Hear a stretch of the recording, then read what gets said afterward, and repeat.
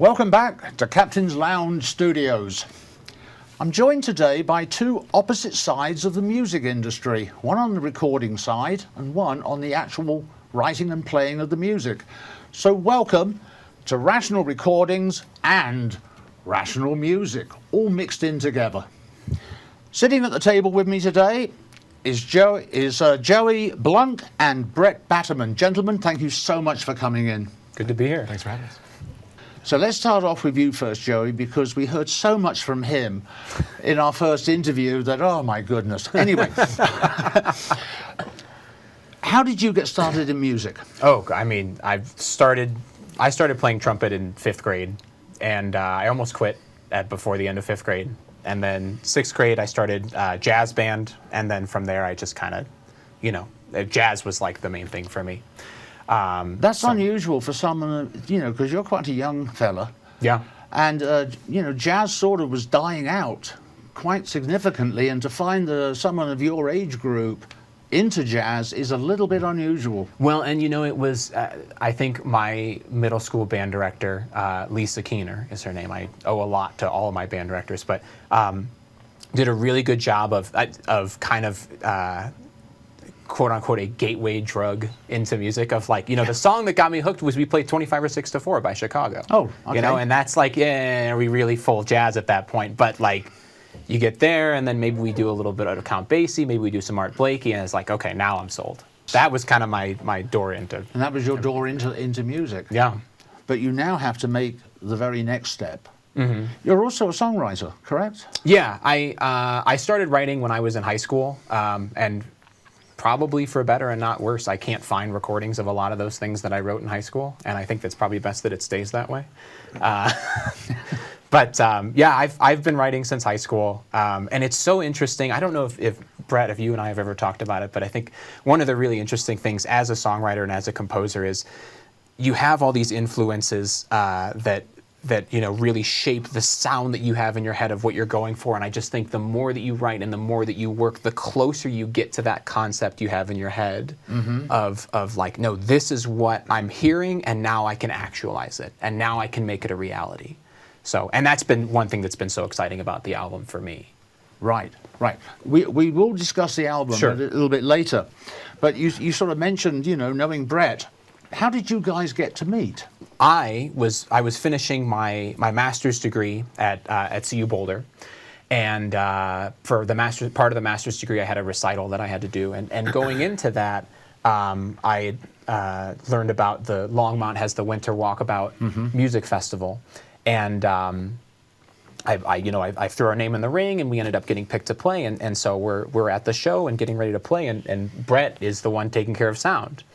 And so we were talking before the show, and then we ended up playing, and then after everything was finished, we just talked about how much you enjoyed the music, and then everything kind of went from there. I mean, that's at least the start of it. Yeah. Well, and I had said, I have a recording studio. I love your music. And if you want to put our heads together, you want to make the band show up, I'll make the record button go red, and we can just make an album together, produce it together. Yeah. Because I know that there's no money really in these genres. Yes. So. Okay, so you turn up to do a gig, got the band and everything, and you're going to be using a sound engineer that you have never met before. Doesn't that ever worry you? Because the sound engineer is going to make you or break you. Yeah. I would say it actually worries me more now, having had positive experiences, because I mean, I've played so many shows where it's just been it's probably going to be bad. Going into it, it's probably going to be bad. But now that we had an actual good experience and can see what can be, now it's well, hopefully it won't be bad. I mean, we played a show last year down in Denver where there was a 3-band lineup, and we were the last to soundcheck, and we only got a line check. Oh. And it was with all the equipment and the electronics we have and everything. It's just it ended up going okay, but. Yeah, now I'm more nervous about it, if anything. Right. Aren't you allowed to take along your own engineer? I mean, I'm sure if we end up getting gigs that are of that nature, I don't know if we're at that caliber yet. To be frank. Well, you played some pretty big gigs. I mean, with this group, we've done some of the some of the bigger venues in Denver, I would say, I think we still have a long way to go to where I would like for things to be. You know, I think long term, what I'm really hoping for us to do is to start getting into some of the bigger theaters, even just as an opening act for bands coming through. Like, I mean, there are several bands out there where I would be thrilled just to be the opening act for this. You know, like Hiatus Coyote is a band that I just adore. Mm-hmm. So. Well, many opening bands have gone on to make it rather big. Mm-hmm. I can remember Jimi Hendrix being an opening band to Eric Clapton. Yeah. That's not going to happen again, unfortunately. But just amazing, just amazing. So, you've now got a concept. Now let's talk about the band itself. Now, the music that you do is what? Jazz fusion, progressive rock fusion? Yeah. I would say it's a little of each. I mean, maybe it's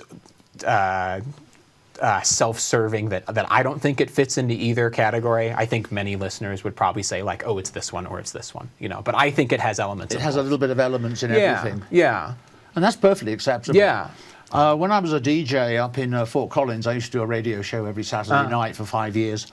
I always, all my music was European, and it was either blues rock fusion, jazz rock fusion, progressive rock. Yeah. All European. So I was able to play a whole ton of stuff that had never been heard in America. And I got some fascinating phone calls. Fascinating phone calls. Typically saying, what the was that? So, let's talk about the LP, okay? Where did the concept from the LP come, where did the concept come from?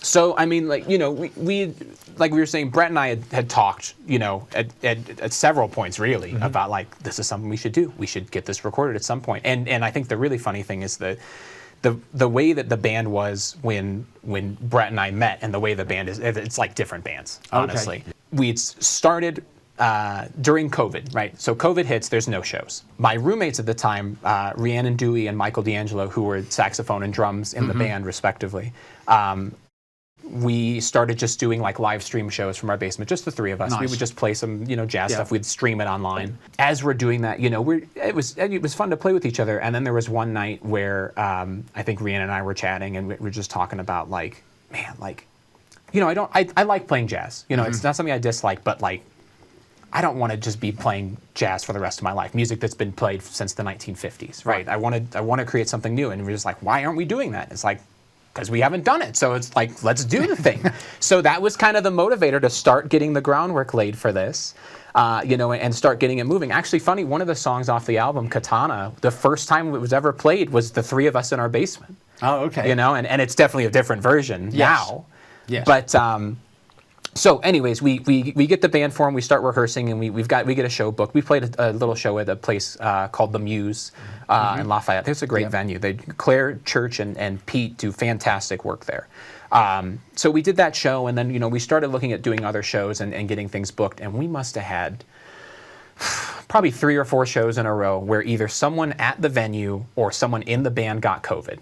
And so we had to cancel the show, and we just kept having to cancel these shows, and it was a real bummer. You're not kidding. Yeah, and so last, like, what was it? Probably like, it might have been before last January. Yeah. It was maybe towards the end of 2021. It would have been then that Bret and I were chatting. And it's like, if we're not playing shows, let's just record the album now.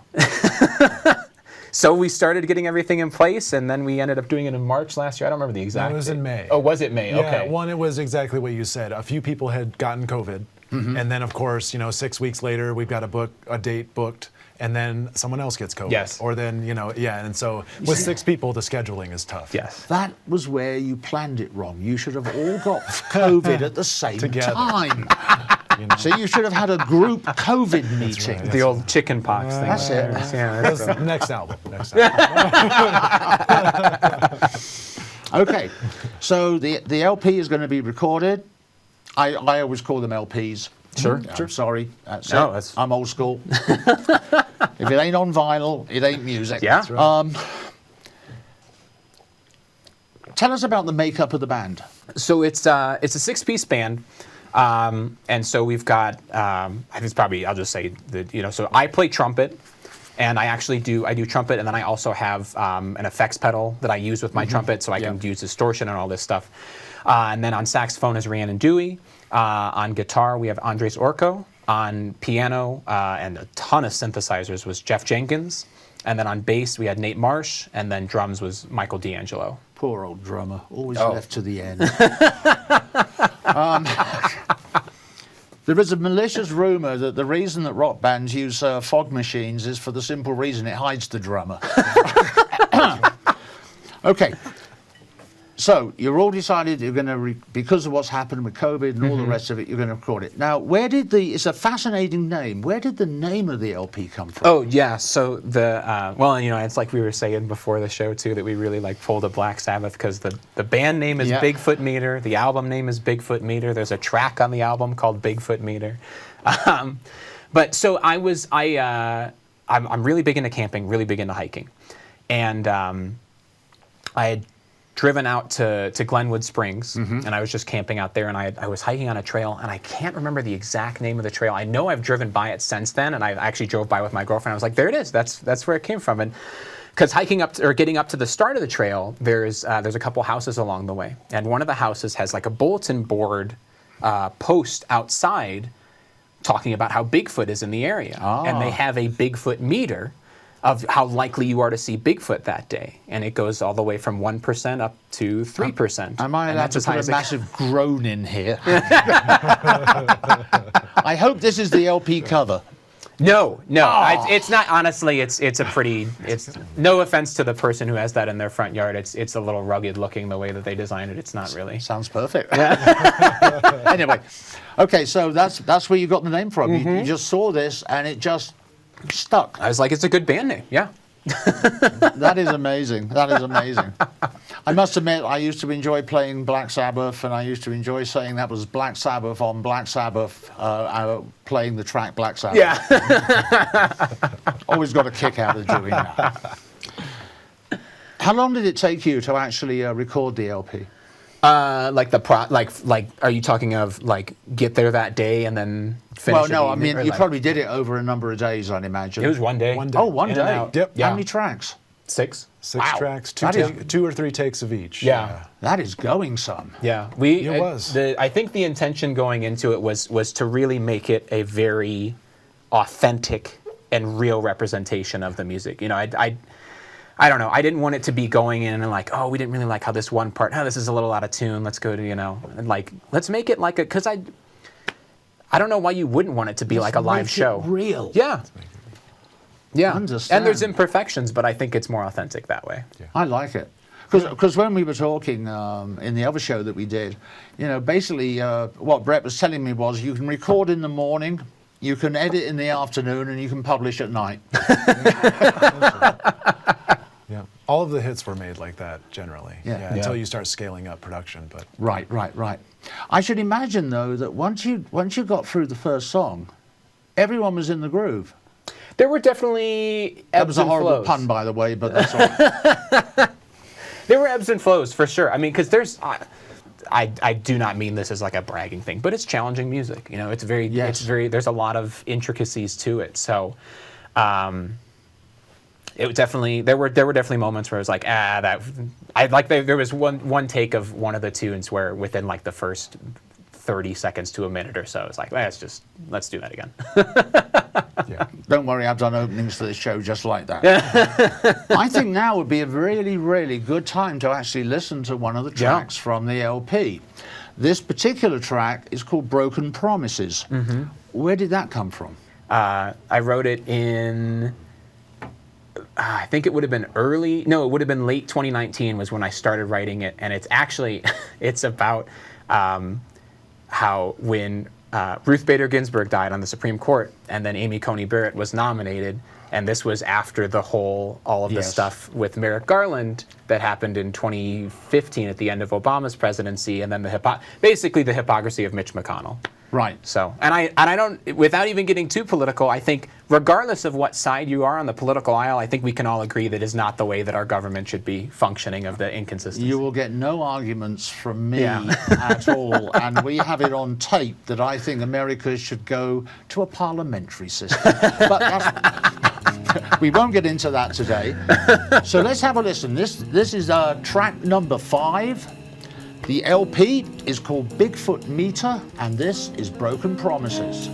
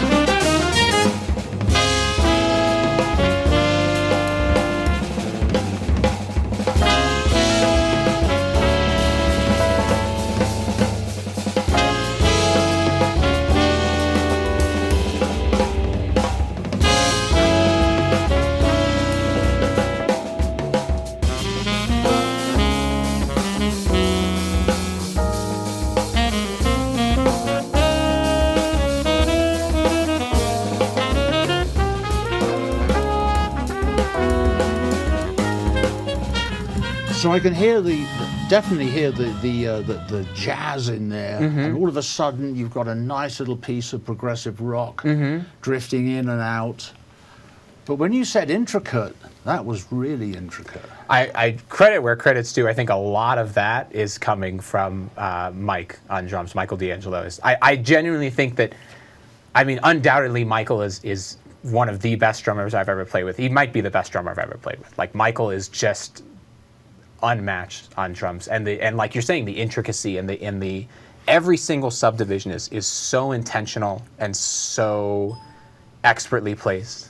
So I mean, yeah, not to say nothing of everyone else in the band, but Mike is just on another level. Please correct me if I'm wrong, but in jazz, really, the drums do drive the beat. Yeah. Whereas in rock, it's typically the bass that will drive the beat. And I would even say, you know, in jazz, should in a good rhythm section, it should be a cooperative effort. You know, I have many friends who are drummers where they'll talk about, you know, and I don't think this is unique to jazz, but like, be at a jam session and getting ready to play, and they might be getting ready to go up to a song and see like, ooh, that guy's playing bass, I'm not playing on this one, or vice versa, you know, just that kind of thing. Because it's just different feelings there.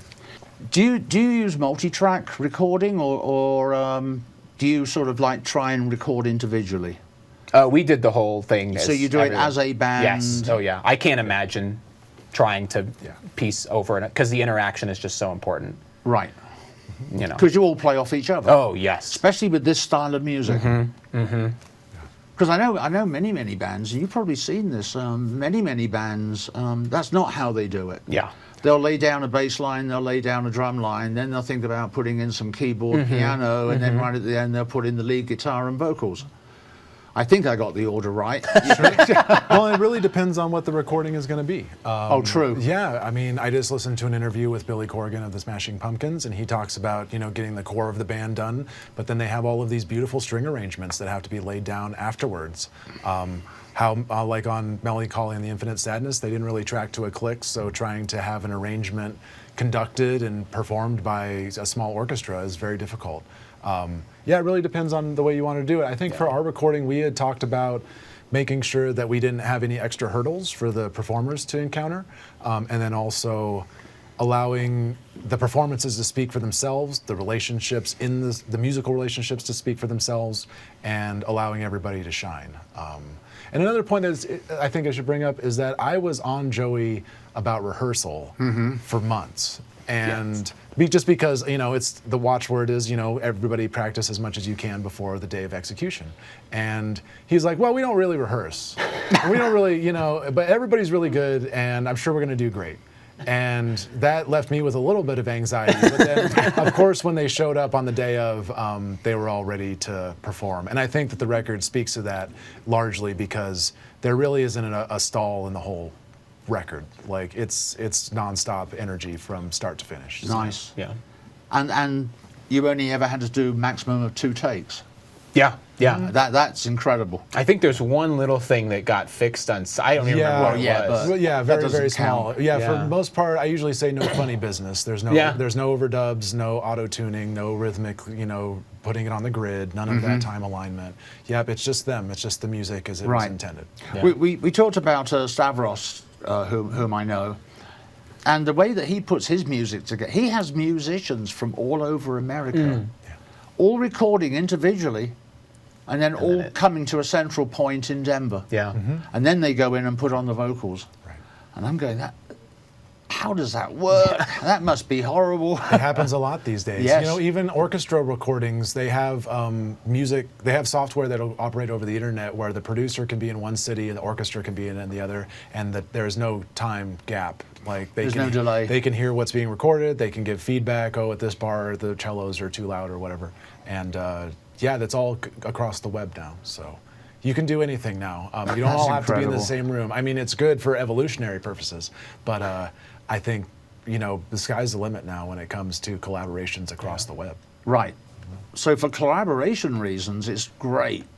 Yeah. But I still can't imagine not having everyone there in the studio and doing it together. I can't imagine doing that. Well, especially the music that is for Joey's music. Yeah, Yes. Right. Yeah, it's basically would not work. It's a non-starter. Yeah, it just and it would probably fall flat. Can you imagine trying to put together that beginning from 6 different locations? Yeah. Oh, It'd be a nightmare. Well, yeah, it'd be like his trying to film us all individually with this conversation. Yeah. It's just not gonna stand up. Yeah. It won't have legs. What amazed me was everyone's absolutely precise timing on it. Oh yeah. Yeah. Because there were instruments cutting in and out, and it was. Well, and they can all see each other in the studio. Yeah, so Brett that did a helps. great job of having the setup, so the visual is just so important. Yep, and then I think another important thing to bring up is that the only acoustic instruments used were the drums, the sax, and the trumpet. Having the bass, the guitar, and the keyboards be all direct and electric was, not only is it crucial to the sound, but I think it was crucial to the success of the session because we didn't have a lot of bleed issues, with screeching guitar amps or loud bass amps or keyboards that are cutting through or anything like that. So you couldn't really hear the feedback, or I didn't really have and it didn't worry anybody. No. Well, there wasn't any feedback. Yeah, it was all through the head. We were all in the head. Yeah, it was all- everyone's on monitoring phone getting feedback directly from you. Yep, and then just get that comfortable so everybody can hear each other. That's a away great we way go. of doing it. Yeah, it was fantastic. I was really taken with how it turned out. Like we fell in and came out smelling like a rose. I still can't believe that you did the whole thing in a day. Yeah. I mean, to me, was that a is long day. truly. It was. Yeah, no, but if it was 24 hours, I'd still be amazed. Well, and you have to remember too that Joey and I had been collaborating for 2 years. Yes. On the phone. He's been working with the band, and I've been brainstorming and getting all of my ducks in a row for the moment for the Super Bowl. That's essentially what we were preparing for. Is like this: we're gonna have one moment to get this right, and if we screw it up, it'll be all on us. Yeah. Or all the laurels and glory will be up for us too. So. Is this available yet? Yeah. Oh yeah. It's on Bandcamp. It's streaming basically everywhere. Thankfully, the name is pretty unique, so it's not too hard to find. If you search Bigfoot Meter, there aren't a lot of other things that come up. Except a silly photograph of a guy with a Siamese garden that looks a bit tacky. Actually, well, since you mentioned it with the cover, of using that as the cover too, we should talk because Bret really. I mean, well, I should really quick say too that like I know I've said it to you before, but like Bret and I've had several other people have just been champions of this music and this project because there have been several moments where it's just so much work and it's like I just can't do this anymore. It's just too much of an undertaking and I don't have the capacity to do it. But I mean I think there were probably periods where we would go a month or two without talking and then I get a call from Bret and it would be like, so when are we recording this? When's this happening? So as I know we've said, Bret was giving me that extra push to really make it happen. But I was the cover of the LP is you should talk about So that. I was on a backpacking trip in the Wind River Range in Wyoming and just taking photos, as you do when you're out there on vacation.